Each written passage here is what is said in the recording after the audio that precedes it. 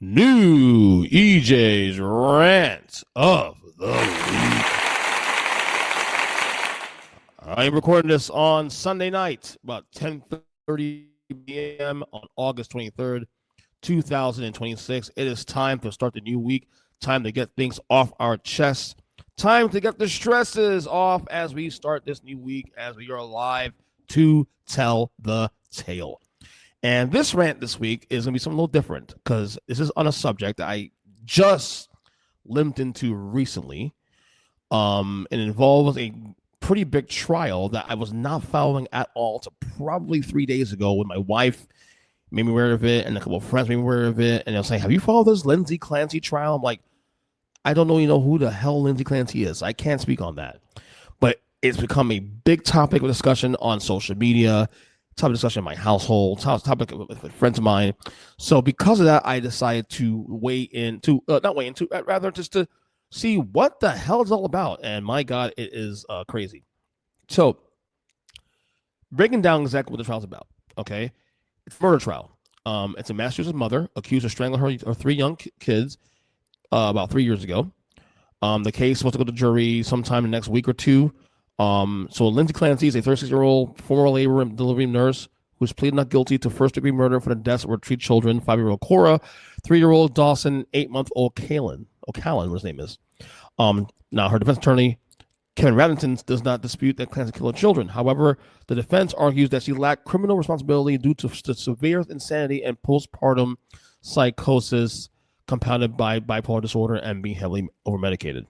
The prosecutors argue that the killings were premeditated and intentional. They contend that Clancy carefully orchestrated and the timing by sending her husband, Patrick Clancy, out of the house to pick up takeout and medicine and claim her subsequent suicide attempt was insincere.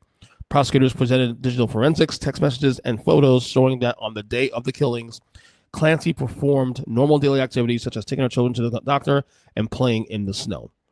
Evidence showed Clancy searched terms like, quote, how quickly does Bertrand work, unquote, quote, ketamine for suicidal ideation, and days for the incident, symptoms for postpartum psychosis. The jury heard harrowing testimony from her husband, Patrick, along with the 911 call capturing his return home, where he found his children in the basement and realized what had happened. Following the murders, Clancy jumped from the second-story window in an attempted suicide, leaving her paralyzed. My God. Wow. Unbelievable. Now, Clancy's mother and sister and former mother-in-law testified about her steep, terrifying mental health decline and events leading to this tragedy. They described severe insomnia, paranoia, fear of her own medications, and her explicit admissions that she was having intrusive thoughts of harming the children. Multiple mental health experts have stated, multiple mental health experts and hospital witnesses testified that Clancy reported her hearing a persistent, commanding male voice telling her she had no choice, that she had to kill her children than herself, and that doing so was morally right to send them safely to heaven. Forensic psychiatrists and psychologists, including Dr. Philip Resnick, who notably consulted on the Andrea Yates case, testified that Clancy was frankly psychotic and experiencing a severe delusion of influence, where an external force overtook her body, on the day of the tragedy. Defense experts concluded she had no appreciation of the wrongfulness of her acts and cannot conform her behavior to the law. If convicted of first-degree murder, Clancy faces life in prison without parole If the jury finds her not guilty by reason of a lack of a criminal responsibility, insanity, should be committed to a state mental health facility rather than prison. Like I said, closing arguments are anticipated early next week, after which the case will be handed to the jury. This case, like I said, I understand the nature of this case, and I think one of the things I get annoyed by about this case, one thing else, is the fact that no matter, this is what everything in life at this point, I guess these days with social media, everything comes down to politics or cultural. Like there is a political divide to some degree, because we deal mental health, we deal with access to mental health and stuff, and the politics do become a influence on the position you take. And again, I think that's really a smaller part of this. What people are reacting to a lot is the social media commentary, and I have to tell you, folks, you guys need to social media is such a weird thing, because I do love social media. Like, I do my podcast, my business here, my podcast it's relying heavily on social media. You know, I use X and Facebook and Instagram to market my work. So I understand the nature of social media and the need for it. But I also know that there's a lot of people who are doing social media for the wrong reasons, and a lot of people who are grifting on social media, a lot of people who are doing things for attention. Okay, you know, you have a lot of folks there are folks on the one side that they're saying that she was psychotic, and that basically that she didn't do nothing wrong, but that there should be some grace handed to her because of the fact that she was under the same amount of pills and the same amount of like medication and psychotic and all that stuff. And you have that side. And then you have the side of people who are, you know, saying that she's fucker, you know, killer, whatever, Gloria the key and all that. And I think both sides here, you know, I'm not trying to take sides here, but I think this is where we need to learn to listen instead of like assuming things, you know. And you have people who also are mad that a lot of women are reacting and doing the whole like free Clancy and this and that, and you know, and doing all these dumbass things on social media, you know, like imitating what Clancy did, like as a joke. And I'm like, that's ridiculous too. But I also want to tell those folks too who are getting triggered by this shit to stay off social media, number one. Number two, stop letting those things trigger you into thinking about what this trial actually is. Focus on the actual thing that matters, which is this trial. Okay, funnel out all the bullshit. You're gonna get bullshit behind slice it anywhere else. Okay, you have to accept that. Okay, and I think people need to start really just growing up and, you know, understand the big nature of the situation. And finally, for me, more than anything else, here's the thing for me that's the most frustrating part of this. We are missing a golden opportunity here. What do I mean by that? We are missing an opportunity here to really address mental health in a real way.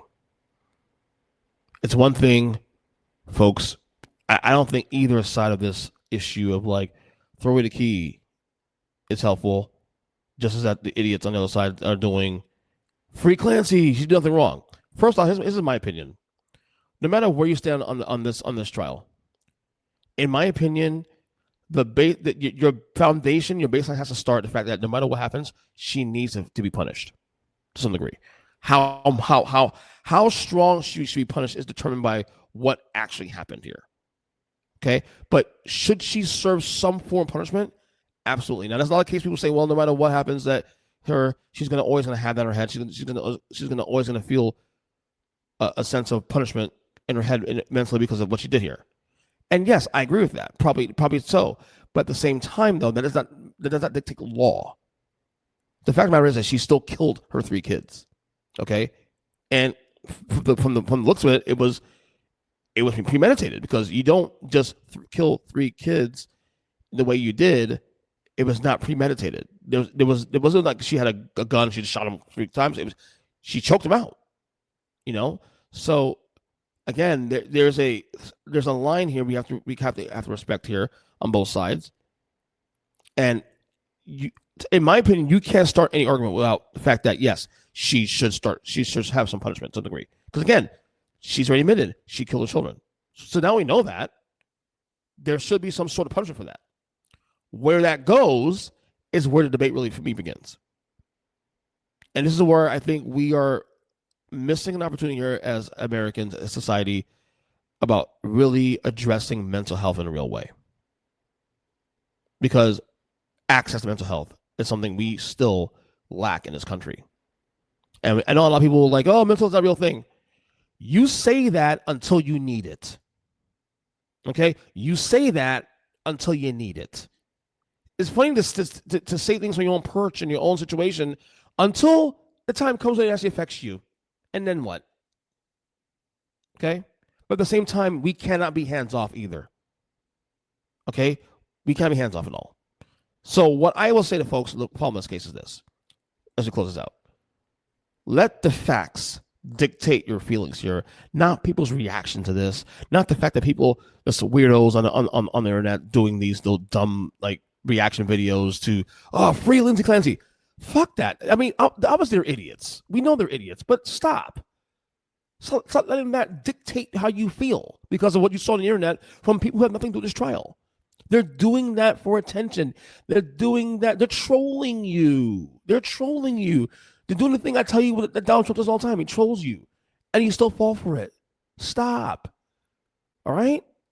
So I keep the main thing the main thing. The main thing being, let's follow the facts where it takes us.